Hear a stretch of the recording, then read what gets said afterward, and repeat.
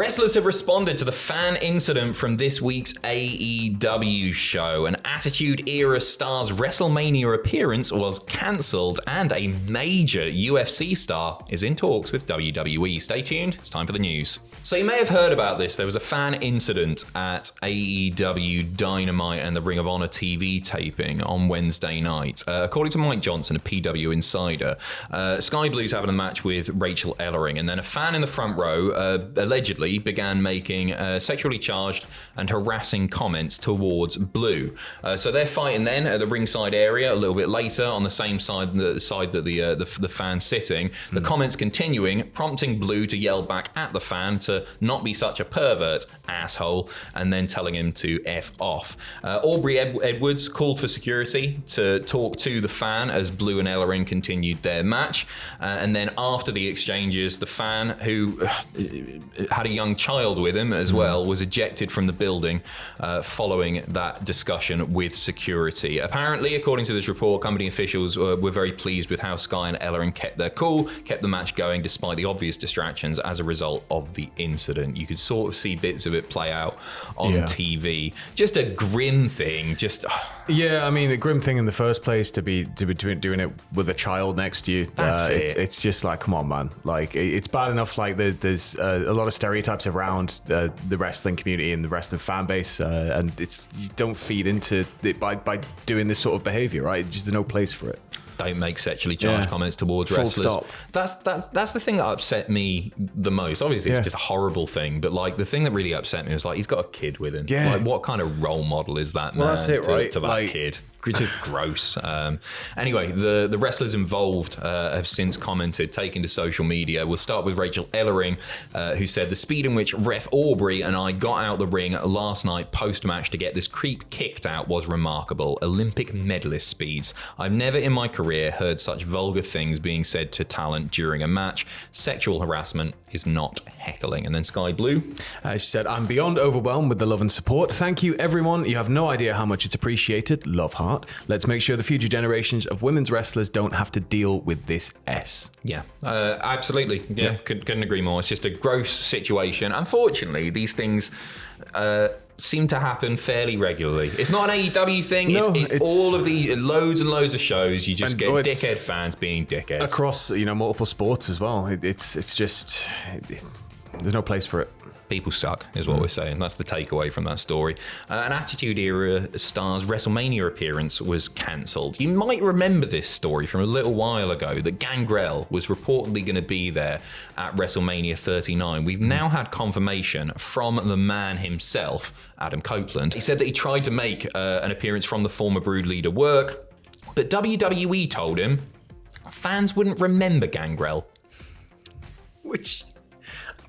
one of the, I know that the Attitude Era was a long time ago, and I know that we have a bias toward it because we grew up during it, and I know that there's generations that don't have the familiarity, but Gangrel's one of the coolest characters. One of the best entrances ever. Great One DDT. of the best themes, the whole the bloodbath, everything, the goblet, the fire, if there's going to be one character that's memorable that isn't one of your top tier, like Undertaker level sort of people, it's Gangrel. A big character. Yeah. What's even more mental about this is during the period where we had Brood Edge. So fans would understand Brood Edge, but wouldn't remember the leader of the Brood, Gangrel.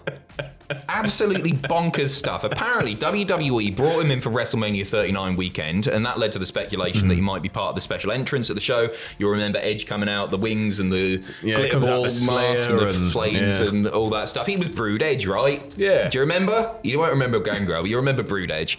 Anyway, Copeland said during this thing, I tried and I just got shut down. Every person shut it down. So this isn't a knock on WWE, but I would always get nobody remembers. People remember, wrestling fans remember, and I think wrestling fans want to be rewarded for remembering, and that's a way to reward them. That's what I've always felt.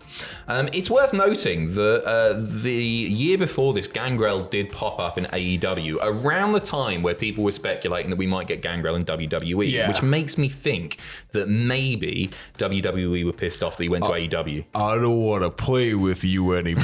Like that. They had Gangrel in their hand, and then That's it. Well, like Gangrel isn't like he's got to make money somehow. Yeah. If AEW offer him a booking, like he can't sit there at home and be like, I'm not going to take that because what if Vince comes calling? It would have been really cool. It would have made it really sick. just a bit better, wouldn't it? It was a cool entrance anyway. All he had to do, just had to get him out there and have the brood music. It would have been, whatever. So cool. Whatever. Adam Copeland also mentioning that he actually had discussions with AEW before joining WWE or returning to WWE. He said, so when I first started talking to AEW, I wasn't yet cleared. So this is before he'd been cleared from the next stuff. I had made it. We had talked about it, like the bosses of each video game level. But still, I wasn't cleared by company doctors, right? So once all of those clearances started to come, I was like, oh, this is real now. Okay. So before I did anything, I had to go kind of get the final clearance needed for either company, but I had negotiated with everybody. I was like, okay, here's where I'm at. Here's what I've been told. Here's what I can do. Started the process. And then in going to WWE, sitting down with Vince, he goes, well, it's got to happen here. At that stage, I looked at the equity build and felt like it was having to start over, especially having to start over after having been gone for 9 years, and it felt really daunting, if that makes sense. So it's a weird. Isn't it weird that like one of the biggest wrestling stars of the last like 20 odd years, felt worried that he would have to start over? I guess he was starting over. He probably realised nobody'd remember him. That was it, wasn't it? That was it. Yeah. I was a little bit like, I thought that was quite sweet. Yeah, well, it's just very human for like at a very sort of, when you'd expect as a wrestler, he'd just be autopilot, right? Yeah. Like even with a 10-year gap, you just expect like he'd be able to go out there, turn it all on and boom, just... I mean, it turned out to be one of the best returns ever. Yeah, that Rumble return was absolutely incredible. Coming through the smoke with the just like hanging on silence to just huge. I couldn't believe it and they kept it really secret, and he was like, no, it's not happening, no, it's not happening, no, it's not happening. Not. You think you know me. Jesus Christ. Yeah. So good. And then he had the greatest match of all time. Yes, then he had a 45-minute walk through the Performance Center guided tour. Did. Lovely. I would like to know, and it's a big what if for me, if he had gone to AEW, if he hadn't returned to wrestling in a WWE ring, how different would AEW be? Because AEW have got him, now the hype's died down a little bit. Yeah, I think it'd have definitely seen a massive uptick in viewership for quite a run. I mean, it's Edge, right? People want it. I'm like Edge coming back regardless of where it was. And if he'd chosen AEW and made a big over his home of WWE, can you imagine? Yeah. Huge. It is. It's a huge total ramifications. It's a total what if. Who knows how that would have played out? Anyway, we're going to finish with a little bit of UFC news, and I'm going to apologise in advance because I don't know anything about UFC. But Derek Lewis, a name that I am familiar with, he holds the record for the most knockouts in UFC history. Nice. He's quite a big deal. During the UFC on ESPN 56 press conference, said, "We're actually in talks with WWE right now. We've been talking for a few months. I was supposed to go down there in February to check everything out." I mean, it's something I definitely see more cross bleed go on between UFC and WWE now that they're tied together as companies. But ultimately, you know, we've been seeing this with like Ronda, Shayna, stars coming across from the MMA world. Matt Riddle was obviously another name, and I think it's one of those where it's just going to become more, I guess, osmosis-y, where you're going to have people going from side to side.